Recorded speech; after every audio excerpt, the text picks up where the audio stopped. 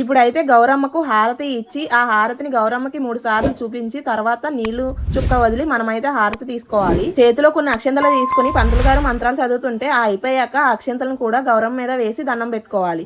ఇప్పుడైతే కొన్ని అక్షంతలు తీసుకుని ఉన్న చోటే 3 సార్లు ప్రదక్షిణాలు చేసి ఆ అక్షంతలను కొన్ని గౌరమ్మ మీద వేసి కొన్ని తలపై వేసుకోవాలి. ఇప్పుడు పంతులు గారు కథ అయితే చెప్తారు. ముందుగా కొన్ని అక్షంతలు మరియు పువ్వు చేతిలో పెట్టుకోవాలి. తర్వాత పంతులు గారు కథ చెప్పడం స్టార్ట్ చేస్తారు. కథ పూర్తయ్యాక అక్షంతలో పువ్వు గౌరమ్మ మీద వేసి కొన్ని తలపై వేసుకోవాలి. ఇప్పుడైతే గౌరమ్మ దగ్గర మనం పూజ చేసిన కుంకాన్ని మన తాలిబొట్టుకు అయితే పెట్టుకోవాలి. ఇప్పుడు అక్కడ ఉన్న అన్నిటిపైన నీళ్ళైతే చల్లి 3 సార్లు గౌరమ్మకు చూపించాలి. ఆ తర్వాత అరటి బొంతల్లో ఒత్తులను వెలిగించాలి. ముందుగా చిన్న అరటి బొంతలో ఉన్న ఒత్తులను వెలిగించాలి. ఆ తర్వాత పెద్ద అరటి బొంతలోని వెలిగించాలి. వాతావరణం బాగోకపోవడం వల్ల గాలి ఎక్కువగా వీస్తుంది. అందుకే దీపాలు వెలిగించడానికి చాలా కష్టపడ్డారు. అన్ని దీపాలను వెలిగించాక దీపాలకు హారతి ఇచ్చి చెరువులో వదలడానికి అయితే వెళ్లారు. గాలి ఎక్కువగా రావడంతో దీపాలు మధ్యలోకి వెళ్లకుండా చివరికే వచ్చేస్తున్నాయి.